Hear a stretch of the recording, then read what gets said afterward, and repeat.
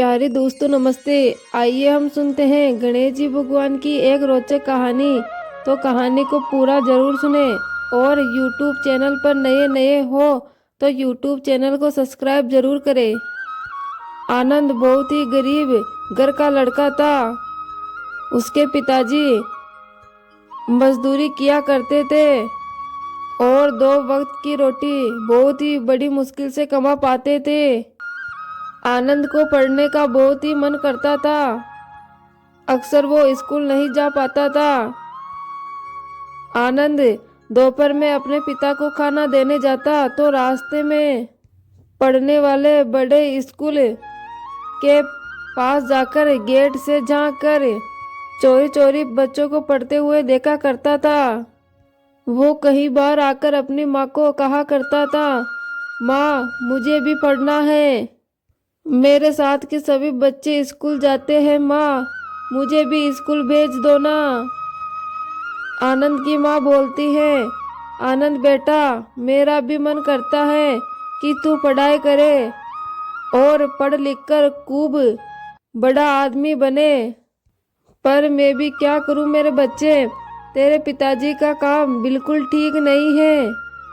बड़ी मुश्किल से एक मकान में ईंट पटकने का काम मिला है और उसमें भी रोजाना के 30-50 रुपए ही मिलते हैं। अपनी माँ की ये बात सुनकर आनंद रोने लग जाता है। अरे रे मेरे बच्चे तू रोने क्यों लग गया? अच्छा ठीक है, मैं कल स्कूल में तेरे लिए बात करने जाऊंगी। अब रोना बंद कर मेरे बेटे। आनंद बोलता है, सच्ची माँ ये बात मैं मेरे दोस्त सोनू और मोनू को बताकर आता हूँ कि मैं भी तुम्हारे साथ अब स्कूल आऊंगा। आनंद की माँ गणेश जी भगवान की बड़ी ही भगत थी। वो गणेश जी भगवान से प्रार्थना करती है कि मेरा बेटा आनंद बहुत पढ़ना चाहता है, लेकिन मैं क्या करूँ, मेरी मदद करो भगवान। मेरा बेटा पढ़ लिख कर बड़ा आदमी बन जाए और मेरा सारा दुख खत्म हो जाए। हे गणपति जी महाराज मैं कल स्कूल जा रही हूँ। गायत्री गणेश जी भगवान के सामने प्रार्थना करती है और अगले दिन सुबह आनंद के एडमिशन के लिए स्कूल चली जाती है। प्रिंसिपल बोलते हैं, मुझे स्कूल के बहुत बच्चों ने आनंद के बारे में बताया है और टीचर भी मुझे बताते रहते हैं। वो स्कूल के गेट से बच्चों को देखता रहता है। आनंद की ये लगन देखकर मैं बहुत ही खुश हूँ। इसलिए आनंद इस स्कूल में जरूर ही पढ़ेगा। इसके लिए आपको कोई खर्चा करने की जरूरत नहीं है। हमारे स्कूल में आनंद को मुफ्त पढ़ाई दी जाएगी। कल से आप आनंद को स्कूल भेज देना। प्रिंसिपल की यह बात सुनकर गायत्री बोलती है, प्रिंसिपल साहब आपने ये बोलकर मेरी चिंता दूर कर दी। ये बात सुनकर मेरा आनंद बेटा बहुत ही खुश होगा। वो पढ़ेगा लिखेगा और एक दिन बड़ा इंसान जरूर बनेगा। आपका बहुत बहुत धन्यवाद। गायत्री खुशी खुशी अपने घर लौट आती है और आनंद को ये बात बताती है। ये बात सुन के आनंद के पिता सुरेश बोलते हैं, गायत्री ये सब तेरी गणेश जी भगवान की कृपा से ही हुआ है। गायत्री बोलती है, आनंद बेटा खूब पढ़ाई करना, खूब अच्छे अंक लाना, खूब मेहनत करना। प्रिंसिपल सर बहुत ही अच्छे हैं। उन्होंने तुम्हारी पढ़ाई के लिए कोई भी खर्चा नहीं लिया है। गणेश जी भगवान मैं जानती हूँ ये सब आपके आशीर्वाद का ही फल है। आपने मेरी प्रार्थना सुन ली।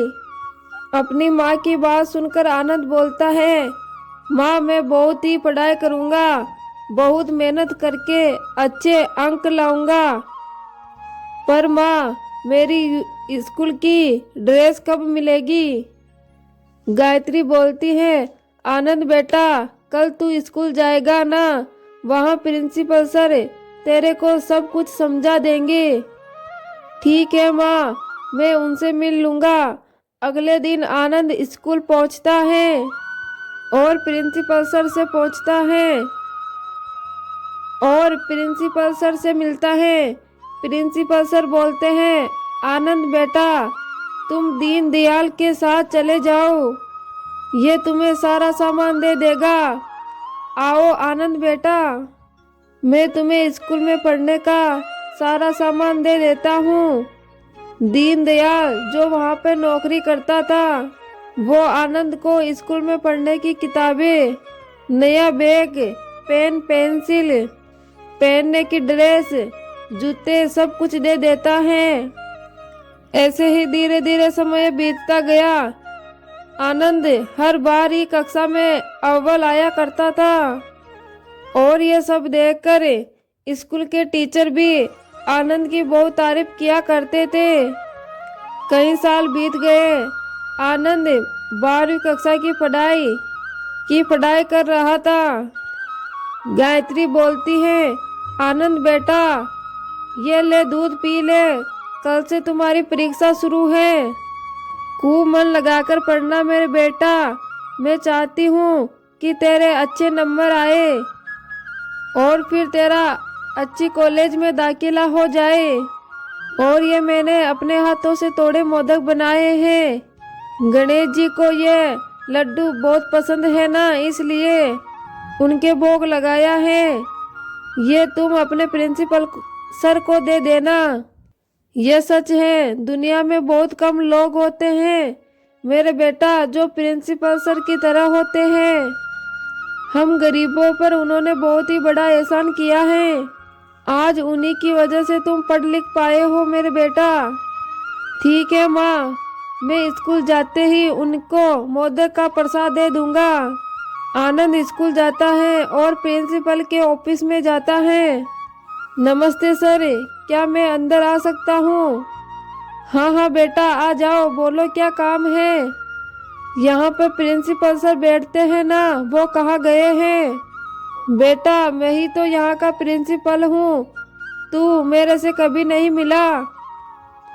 आनंद बोलता है, नहीं सर, प्रिंसिपल सर तो कोई और है ना। मतलब मैं जिनसे मिलता हूँ उतने में वहाँ चपरासी दीनदयाल आ जाता है। अरे आनंद बेटा, तुम यहाँ, ये लीजिए सर, मैं सारे रजिस्टर ले आया हूँ। आनंद बोलता है, दीनदयाल भैया, प्रिंसिपल सर अगर ये है तो वो उस दिन जिन्होंने आपको मुझे किताबें देने के लिए कहा था, वो कौन है? दीनदयाल बोलता है, वो तो तुम्हारे एडमिशन के लिए आए थे ना। सर को उन्होंने फीस दी थी तुम्हारी पढ़ाई के लिए। प्रिंसिपल सर ये है बेटा, तुम्हें गलत फहमी हुई है लगता है। उतने में प्रिंसिपल सर बोलते हैं, बेटा तुम जिनकी बात कर रहे हो उनका नाम मिस्टर गणेश है। वे बहुत ही अच्छे चरित्र के हैं। वो समय से पहले ही तुम्हारी फीस और पढ़ाई का खर्चा हमें दे देते हैं, तभी तो तुम यहाँ पढ़ पाए हो। क्या तुम उन्हें नहीं जानते हो? आनंद बोलता है, नहीं नहीं, मैं उनको जानता हूँ, मुझे पता है उनके बारे में। थैंक यू सर, मैं चलता हूँ। आनंद घर जाता है और सारी बात अपने माता पिता को बताता है। गायत्री बोलती है, आनंद बेटा, मुझे सब कुछ समझ में आ गया है।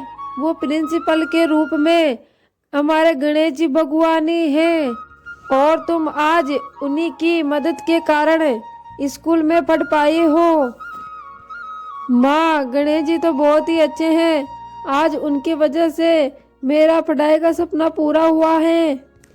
सुरेश बोलता है, गायत्री, मुझे भी अच्छी नौकरी मिल गई और राजू भी पढ़ लिख कर अच्छा इंसान बन जाएगा। ये सब गणेश जी भगवान की ही महिमा है। मैं चाहता हूँ कि इस बार हम गणेश जी भगवान की पूजा बड़े ही धूमधाम से करें। गायत्री बोलती है, आप ठीक कह रहे हो जी, अब मैं रोजाना ही मोदक के लड्डू बनाऊंगी और गणेश जी भगवान के मोदक का भोग लगाऊंगी। गायत्री अपने पूरे परिवार के साथ रोजाना गणेश जी भगवान की पूजा पाठ करती है और रोजाना अपने हाथों से मोदक बनाकर गणेश जी भगवान के भोग चढ़ाया करती है। तो प्यारे दोस्तों, ये थी गणेश जी भगवान की रोचक कहानी। आपको कैसी लगी कमेंट बॉक्स में कमेंट करके ज़रूर बताएं।